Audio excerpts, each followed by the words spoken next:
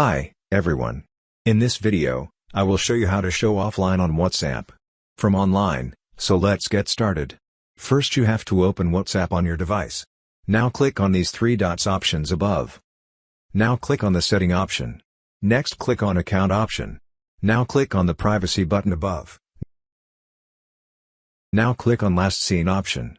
Now you can see that there are three options. From here, you have to select the nobody option. Now click on the status option below. Here you can see my contract option is selected. From here you have to select the only share with option. Let's make an access here. Now click on the access button.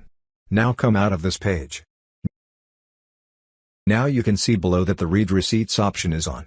The last step is to turn it off. So viewers, today's video is so far. If you like the video, be sure to subscribe to the channel. And be sure to share the video with friends.